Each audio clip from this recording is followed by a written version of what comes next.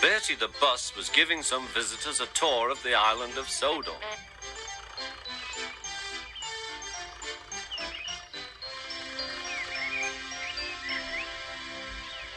It was their last afternoon, and Edward was preparing to take them to meet Bill and Ben.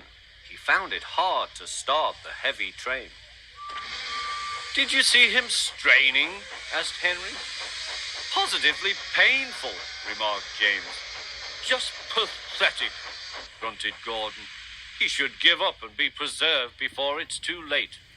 "Shut up," burst out Duck. "You're all jealous.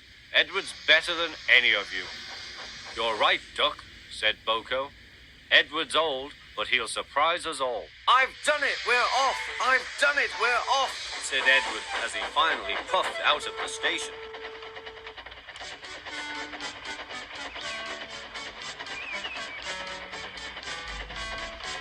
Bill and Ben were delighted to see the visitors. They loved being photographed. Later, they took the party to the China Clay Works in a break band special.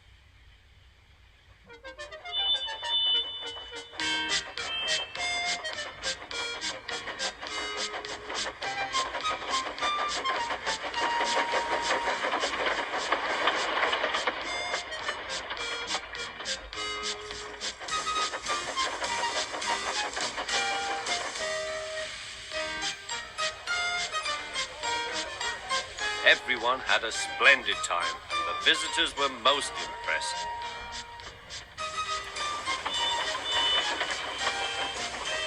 Then Edward took the visitors home.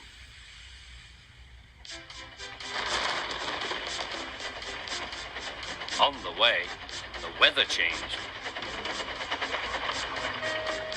Wind and rain buffeted Edward. His sanding gear failed, and his fireman rode in front, dropping sand on the rails by hand.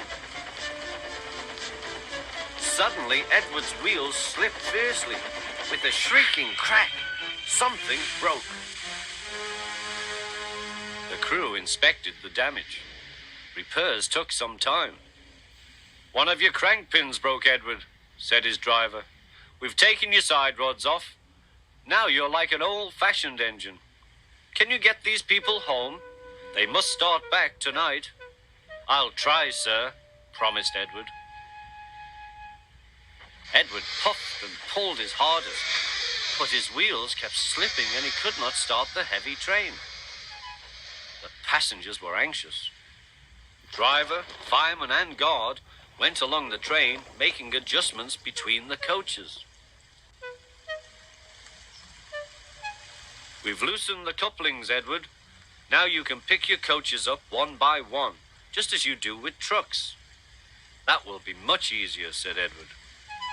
"Come on," he puffed, and moved cautiously forward.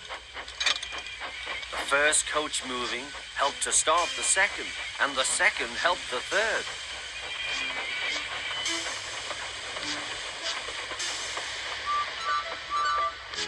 "I've done it! I've done it!" puffed Edward. "Steady, boy," warned his driver. "Well done, boy. You've got them! You've got them!" And he listened happily to Edward's steady beat as he forged slowly but surely ahead. At last, battered, weary, but unbeaten, Edward steamed in. Henry was waiting for the visitors with the special train. "Peep, peep!" The fat controller angrily pointed to the clock, but excited passengers cheered and thanked Edward, his driver and fireman.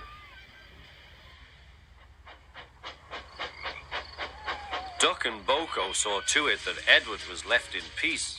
Gordon and James remained respectfully silent.